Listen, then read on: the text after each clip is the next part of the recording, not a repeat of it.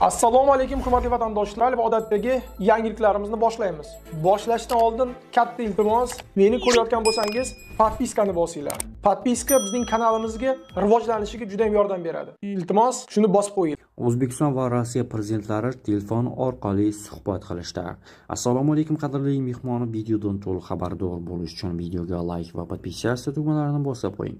7-oktyabr kuni O'zbekiston prezidenti Shavkat Mirziyoyev Rossiya Federatsiyasi prezidenti Vladimir Putinga telefon qildi.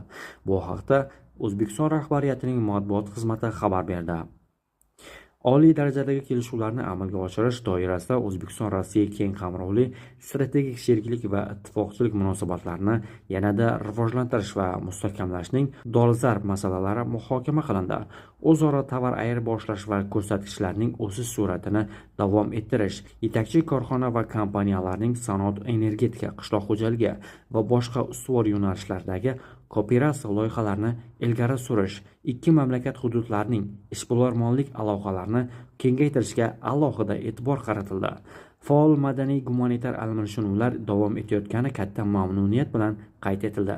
Tomonlar xalqaro va mintaqaviy ahamiyatga molik dolzarb masalalar yuzasidan ham fikr almashdi. Bo'lajak tadbirlar rejasini muhokama qildi. Toshkentda mehnat migratsiyasi masalalariga bag'ishlangan xalqaro davra suhbatida Rossiya migratsiya testlarini isloh qilish masalasi muhokama qilindi. O'zbekiston vakillari hozirda imtihonlar mehnat muhojirlari uchun juda og'ir ekanini shikoyat qilishdi. Xususan, bu ko'pincha ish bilan bevosita bog'liq bo'lmagan Rossiya tarixi va huquqiga oid savollarga tegishli. Rossiya prezidenti huzuridagi inson huquqlari bo'yicha kengash rahbari Valeriy Fadeyevning ta'kidlashicha, imtihonlar konstitutsiyaning asosiy bilimlari va eng asosiy huquqiy normalar darajasida bo'lishi kerak. Borodinoda kim qo'mondonlik qilgan yoki harbiy rahbarlar kim bo'lgan degan savollarning keragi yo'q. Bu yagona davlat imtihoni emas, degan Fadeyev. O'zbekiston vakillari 1812-yilgi Vatan urushi yoki Qrimning anneksiya qilinishi kabi voqealar haqidagi savollar muhojirlar uchun amaliy ahamiyatga ega emas degan fikrda. Chet elliklar duch keladigan qiyinchiliklarni statistika tasdiqlaydi. Iyun oyida migrantlarning taxminan 30% birinchi urinishda sinovdan o'ta olmasligi, ularning taxminan 50% ikkinchi urinishda ham muvaffaqiyatsizlikka uchrashi aniq bo'lgan edi. Biroq asosiy muammo tarix yoki huquq emas, rus tili bo'lib qolmoqda. Bundan tashqari, ekspertlarning ta'kidlashicha, qishloq joylardan kelgan ko'p sonli muhojirlarning tayyorgarligi past va har doim Rossiya jamiyatiga qo'shila olmaydi. Testlarni isloh qilish migratsiya oqimining kuchayishi fonida muhokama qilinmoqda. Rossiya rasmiylariga ko'ra, har yili mamlakatga Markaziy Osiyo davlatlaridan 100 minglab muhojirlar keladi va aynan ular imtihonlarni eng ko'p topshiradi. Inson huquqlari bo'yicha O'zbekiston Milliy markazida MDH yagona mehnat bozorini shakllantirish doirasida migratsiya siyosatini shakllantirish mavzusida davra suhbati o'tkazildi. Tadbir Rossiya prezidenti maslahatchisi, fuqarolik jamiyatini rivojlantirish va inson huquqlari bo'yicha kengash raisi Valeriy Fadeyev boshchiligida delegatsiya tashrifi doirasida tashkil etildi. Davra suhbati Milliy markaz tomonidan Tashqi ishlar vazirligi, Migratsiya agentligi, shuningdek Rossiya prezidenti huzuridagi kengash va Peterburg muloqoti forumi hamkorligida amalga oshirildi. Migratsiya agentligi direktori Begzod Musayev O'zbekiston hukumati Rossiya idoralariga ushbu mamlakatda ishlashni istovchi fuqarolar uchun Toshkentda maxsus tayyorgarlik markazi ochish taklifini berganligini ma'lum qildi. Biz bir necha bor migratsiyaga tayyorgarlik ochish uchun ko'p tarmoqli markaz tashkil etish taklifini berganmiz. Bu amaliyot pandemiya davrida sinovdan o'tkazilgan. Hozir barcha tuzilmalar buni amalga oshirishga tayyor, dedi Musayev. Uning ta'kidlashicha, mazkur markazda Rossiyada ishlash uchun zarur bo'lgan patent olish jarayonlari, barmoq izlarini olish, suratga tushirish va kirish taqiqlarini tekshirish imkoni yaratiladi. Bu nafaqat hujjat rasmiylashtirishni, balki ishga chiqishdan oldingi tayyorgarlikni ham qamrab oladi. Shu bois migrantlar uchun katta yengillik bo'ladi, deya qo'shimcha qildi Musayev.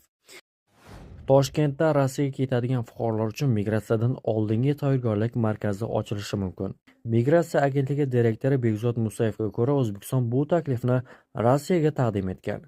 Markazda muhojirlar uchun bir qator xizmatlar ko'rsatilishi rejalashtirilgan. Dastiloskopiya, fotosuratga olish, kirishi taqiqlanganligini tekshirish va sug'urta rasmiylashtirish. Shu bilan birga u yerda faqat hujjatlar emas, balki ishga chiqishdan oldingi tayyorgarlik ham amalga oshiriladi. LDPR partiyasi rahbari Leonid Slutskiy federal byudjet yukini yengillashtirish maqsadida Rossiyadagi migrantlar uchun ijtimoiy pensiyalarni bekor qilishni taklif qildi. Bu haqda u Gazeta.ru nashriga ma'lum qildi. Rossiya ayni paytda juda muhim vaziyatni boshdan kechirmoqda. Harbiy, ijtimoiy, demografik va boshqa muammolar, bularning barchasi katta resurslarni talab qiladi. Slutskiyning so'zlariga ko'ra, bu fonda davlat hozirda rus millati qurilishiga hech qanday hissa qo'shmagan migrantlarning pensiyalari uchun mablag' sarflamoqda. Shu munosabat bilan LDPR yangi kelganlar uchun bepul ijtimoiy imtiyozlarni bekor qilish zarur deb hisoblaydi. LDPRning taklifiga tushuntirish xatida qayd etilishicha, chora pensiya tizimini asossiz ijtimoiy majburiyatlardan himoya qilish va byudjet yukini kamaytirishga qaratilgan. Agar onlayn ravishda migrant servis ilovasidan patentga xizmatlarni oldindan to'lab borsangiz, navbatda ko'p turmaysiz. Yana bir muhim tomoni, Sahroda internet yaxshi ishlamaydi. Shu sababdan onlayn to'lovlarni uyda oldindan qilib qo'ying va undan keyin Sahrovaga boring. Shunda navbatda ko'p turmaysiz. Navbatlardan esa tezda o'tib ketasiz. Patentga topshirish uchun xizmatlar narxi 22.613 rubl, patent uchun to'lov boji 4.200 rubl. Jami patentga topshirish 26.813 rublni sarflaysiz. Bu pulga patentni olishga borganda to'laydigan birinchi oy to'lovi 8.900 rublni ham qo'shing. Albatta, ayrim xizmatlarni onlayn to'layotganda olib tashlashingiz mumkin. Masalan, vaqtinchalik DMSni podpiskasini. Ularni to'lamaganingiz patent olishda qiyinchilik tug'dirmaydi. Gosposhlina 1-sentyabrdan kiritildi. Gosposhlina 4200 rubl. To'lamaganlar rus tili imtihoniga kiritilmaydi. Imkoni bo'lsa, gosposhlina uchun to'lov qaytimsiz pul olib boring. Tuvada patent narxi 25.000 rubl bo'lishi mumkin. Viloyat gubernatori Dmitriy Milyayevning ma'lum qilishicha, Tuvada 2026-yil 1-yanvardan boshlab migrantlar uchun patent to'lovini 25.000 rublga oshirish rejalashtirilmoqda. Hozirgi to'lov 11.200 rublni tashkil etadi. Bundan tashqari, u yerda patentli migrantlar ishlashi taqiqlangan sohalar ko'paytirilmoqda. Tataristonda migrantlar uchun patent narxi oshadi. 2026-yildan boshlab Tataristonda chet el fuqarolari uchun ishlash uchun ruxsatnoma narxi 8% ga oshib 7.900 rublga yetadi. Chet ellik ishchilar uchun jismoniy shaxslardan olinadigan daromad solig'i bo'yicha qat'iy belgilangan avans to'lovlarning hududiy koeffitsiyenti 2.55 etib belgilandi. Ushbu koeffitsient ruxsatnomaning yakuniy narxini belgilaydi. Natijada joriy yilga nisbatan summa 622.6 rublga oshadi.